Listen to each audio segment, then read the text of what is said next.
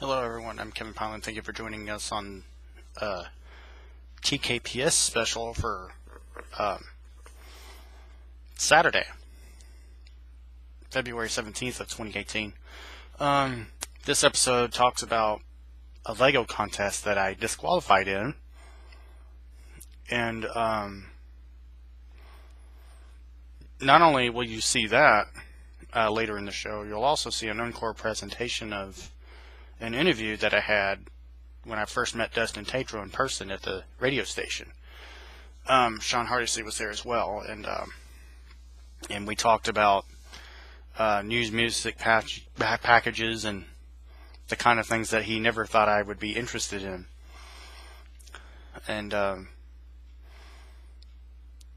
when we come back, I want you to learn about how Dustin Tatro heard about me. Stay with us. Hello fans, I'm Kevin Pylan, and thank you for watching the Facebook exclusive of the Kevin Pylan Show live at KGNZ. The gentleman in the red works for KGNZ, and he's Dustin Tatro, and he'll be on the radio in just a moment. So let's listen in. Well, in about an hour. Well, about an hour anyway. Well, I wanted to make sure they knew you were on the radio, so... We are. It's New Year's. We're doing New Year's resolutions tonight. Everyone is invited to call in or come by or comment on any of the live videos. I think Kevin's going to watch his in case any of his people have a resolution. If you're looking for some accountability on your New Year's resolution this year, what better way than to have that on the radio? Exactly. So you can call in or come by. We're at South 6 and Butternut. Phone number is 800-588-8801. Oh, yes. And unfortunately, due to the Facebook Live thing not working on mine, you're actually being recorded for the Facebook exclusive that'll take place after we finish. In the meantime, let's turn my attention to Sean. I know I can't see him, but I can hear him. Oh, yeah. Tell me what it's like finally having me on KGNZ for the first time. Fun after a very, I would say, long drive on trying to get you over here. Oh, yes. There's a first time for everything, and yeah, there's a first time for everything, and it's time to break the ice, man. Yeah, Dustin, tell me your thoughts about KGNZ. What was it like being first on the air? What was it like? Well, I was on radio before I came to KGNZ, and in fact before I came to Abilene. I was in another market in West Texas on a Class C1 FM that was an oldie station, and then did classic rock for a little while after that. I actually swore at the time I would never do TV news. I came to Abilene in 2009. I came here as organist at First Baptist Church, and was here to finish the last 2 years of my bachelor's degree in church music. I did that in 2011 and stayed on to do my master's degree in church music, which was in organ and choral conducting. When I completed that, I was still working in church music part-time. I had been working at First Methodist Eastland for about 3 years. I was ultimately there almost 4 years. I commuted twice a week from here to Eastland, and came back my home church, St. Paul, downtown. I've been organist there since about 2014 and needed a job. And so that December, I found myself at KTAB News as a camera op in the mornings with Ron Rasu, who happens to be one of the hosts here at KGNZ as well. And from there, found myself as a photog in the news department. I ended up reporting quite a bit. Did a number of live shots. I had a weekly franchise on KTAB called Senior Spotlight. Oh yes, I remember Senior Spotlight. It was one of my favorite segments. Yeah, they have not done those since then. So, when Sean first told you about me, what did you first think? Well, I knew who you were because I heard your name came up from time to time on Facebook when I was at KTAB. Oh, really? I didn't know what the Kevin Pylan Show was then, but I knew who Kevin Pylan was, who was very interested in the technical aspects of our broadcast and news music packages and the kind of things that I find myself following from time to time. I mean, I found it interesting that Kevin knew where those music packages come from, and that they're not just used at one station. Those are used at lots of stations across the country. Well, you see, the first news package I came across actually started at KEYC. It was a CBS affiliate in Minnesota. And I found out that they used the same one that KRBC used, and I was like, wait a minute. If I wanted to hear the whole thing, why would I have to go to KEYC's page just to get that? I mean, Well, all of the local stations, I don't know what Fox is using, but I knew that the big 3 local stations on their news packages are using music from a composer and production company in Dallas by the name of Stephen Arnold. In fact, I know the name of those packages. At the time, KTAB was using one called Counterpoint. They've switched since then. This Is the Place was the package for KRBC, and if you listen to some of their promos, you'll hear somebody actually singing those words. That's actually a produced music package from Stephen Arnold. And K-Texas did and is still using Signature. The Signature package, yes. I remember you Signature packages. telling me about that. Stephen Arnold did a number of packages for CBS affiliates. I don't think he did the CBS Enforcer one.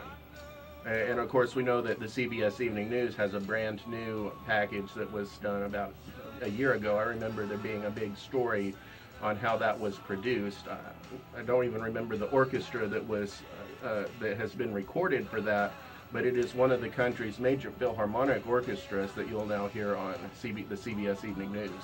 Yes, and Sean, do you have any questions for Dustin? No, not really.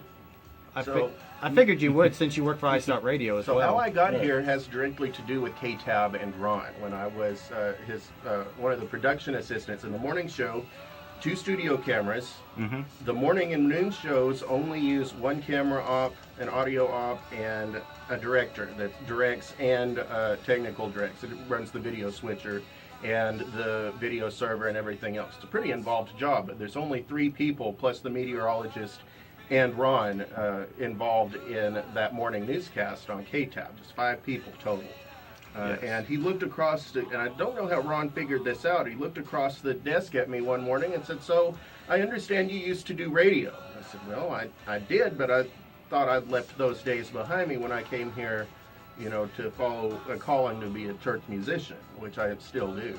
But he said, "Well, you should check out KGNZ. It's Christian radio." I said, "Well, I thought Christian radio was just satellite fed from Rockland. I thought it was either Air 1 or Caleb." He said, "No, we have a local station here." Yeah, see, Air 1 actually came over here and had to sit down with Gary and said, "This is where I need to be." Yes, well, Air 1 actually took over what used to be a country Christian channel, which is now 94.1.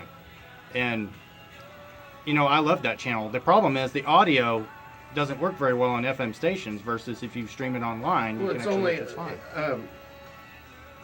That station is actually in our building. The transmitter is about 50 feet behind you in an equipment room. And the antenna is on top of our studio transmitter link tower in front of the station here. It's only at about 70 feet. So the range is limited, but they are licensed as a low-power FM station. That's why they have such a large follower on YouTube, something like 3,000 people following their Facebook page, and they use the same program to do Facebook Live with their morning show that I use. Yes. They have had some issues with getting shut down for music. I accomplished that. One, my page is set up as a radio station, a broadcast station on Facebook, and I also put a disclaimer, which you'll see at the bottom of all the live videos. It says we are an actual broadcast station licensed for over-the-air and online carriage of this music. All our copyrights stay with the artist. Yes, indeed. That it's not been shut down. Sometimes when it posts, it'll say, you know, there's this song, and usually it flags Boom by POD for some reason. Yeah. And you just have to say, "Oh, yes, I have authority to have this online." Yeah, because... And all they do is tell the copyright holder, and I don't think that POD is going to say, "Oh, we don't want KGNZ playing our music." They would probably be ecstatic that they're getting airplay on broadcast radio again, since Air 1 has mellowed out so much in recent years. Yeah. Yes, you know, my first impression of radio actually started on 98.1 The Ticket. I called Trace Michaels, and he was like, "What are you doing calling our station?" I said, "Well, I heard about coaches excessively being fired, and I couldn't figure out how that happened. You know, the coaches kept getting fired every season. And just recently I found out that one got fired at the end of New Year's Eve. You know, and it made me wonder what was going on at that time. So, tell me this, what's your New Year's resolution going to be? Well, we'll announce that on air, and since you're not on, we're not on air. We're here because of a involuntary vacation day I received at work. When I go to MetroCare, those nights I have to come in and track the show. Some stations, voice tracking is used a lot, particularly those that are corporate. And it's done, like 2 weeks in advance, and it comes from some guy in Cleveland.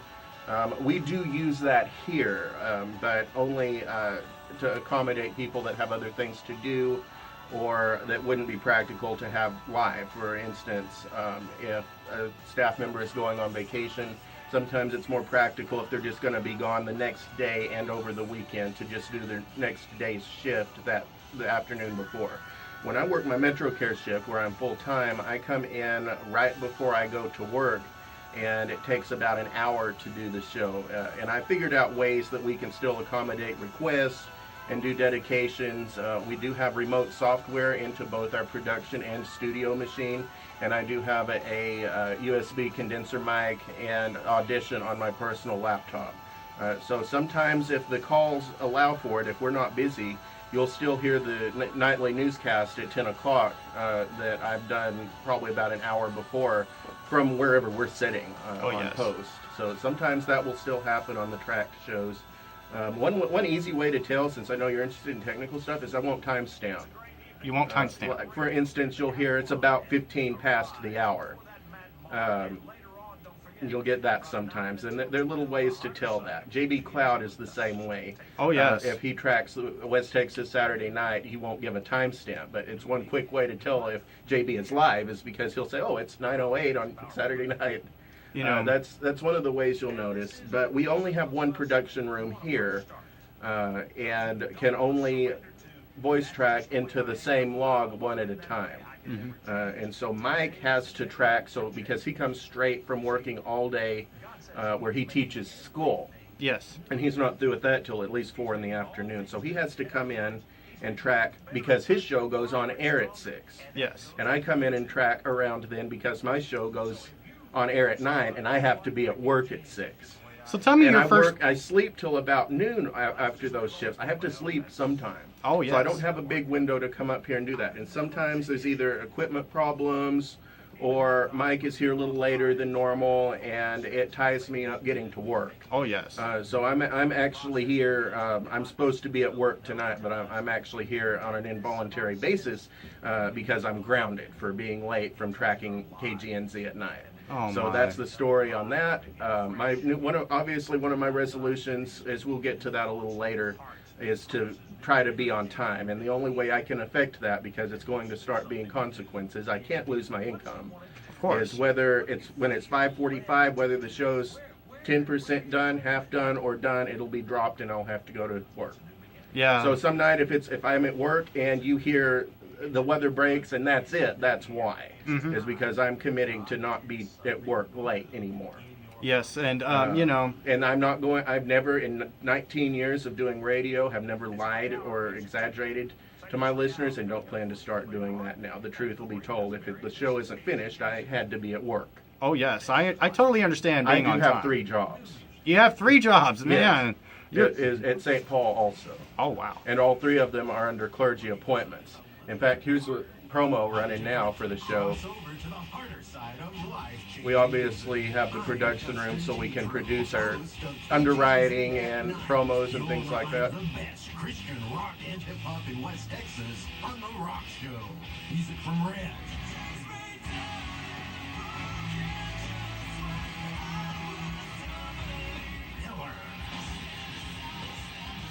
I need to update this one. Yeah. I like the promo so far. Yeah. And what I'm about to ask you is, what was your first impression of iStout Radio? Of iStout? Yeah, like iStout Radio. Well, what I've noticed about it is it's, have you heard of the Jack FM format? No, I haven't. We play whatever we want. It was a marketable corporate format that a lot of stations started doing. I don't know, about 10 years ago. One of the stations in my old market flipped to it. And it's literally, we will play whatever we want from whatever format we want, particularly if somebody asks for it. Mm-hmm. I guess you would call it a variety format. It's something that really no one knew how to track, what to do with it. Yes. And that's what I think about, because I heard several different formats within the span of 10 minutes listening to them last night after your news show was over. I had iced out on my computer at the house listening. I heard country, I heard hard rock, I heard classic rock. Mm-hmm. You can hear anything, and that's part of the benefit of having your own internet station.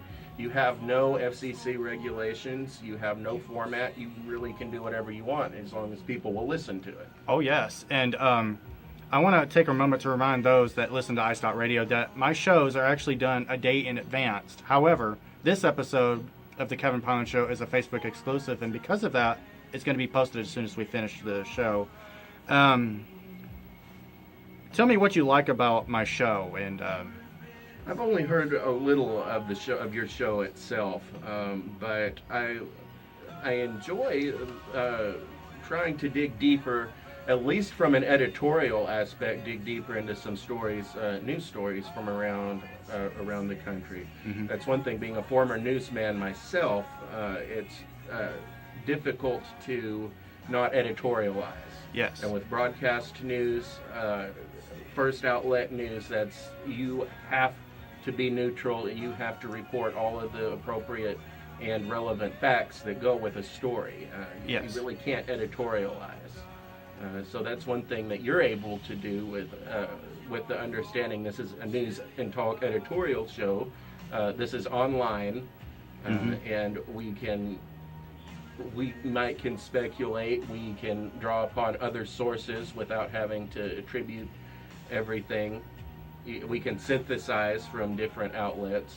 You have the ability to say on something going on in Abilene, to pull reports from the Next Star stations, from Fox, and from Ktps, and synthesize all of the facts that one station may have but another might not. So you can say, this is everything that's been reported on this story. Yes. And that's one of the neat things that you have an opportunity to do that most reporters in Abilene don't. And that's what I love. Well, Dustin, I want to thank you for being my guest on the Facebook exclusive. It's been a pleasure having you, man. Yeah, I enjoy having you here tonight. Now, of course, this will have already been aired. We will be live, so all of this will have aired live by the time you see this video, but you will be able to see the broadcast archived on Facebook from Yes, the indeed. live broadcast. Now, tune in tomorrow on iStart Radio as I talk about the swatting incident that killed a man. And that's the end of the show. Hello, fans. I'm Kevin Pilon, and I want to thank you for taking a look at this. I want to tell you why I got disqualified. Mine will not go. Sean, if you'll... Run. It just don't run. See, that one's obviously mine. Tell the guy to get off of the brakes and you'll be fine. Yeah, and Dustin's, his radiator looks like it's going to scrape the pebbles He's got to off get the in there with ground. like pliers or something and move the guy's foot off of the brake. You'll be good. yeah, and that one is Dustin's, right? Yeah, this one's Dustin's right And which one is yours? This one is mine. What were you doing standing up? They're both standing They're up both in there. standing up in there. I don't know why. But Yep. mine came in first, so Yep. Dustin's came in I second. came and in you got second because the disqualified. radiator's too low. Oh my god, the radiator It is says the too radiator's low. Too low. Oh my gosh. Well, it was nice to be a kid again, car style, at KGNZ. So, Courtesy of the clearance box at Walmart. yep. How much did those Legos cost, I Dustin? think they were on clearance for like between $3 and $4. $3 and $4. Legos are expensive. Yes, they are. You go looking at like just the basic kit that has just the basic blocks that you can do what you want with it, and not have an instruction for like to build a kit. They're like $40. $40. I remember we talked about that when I came in here by myself that one day. How about a little Hawk Nelson Live Life Loud? Oh yeah. All right, folks. Thank you for watching, and feel free to comment on my posts. And that's our show. Thank you for watching.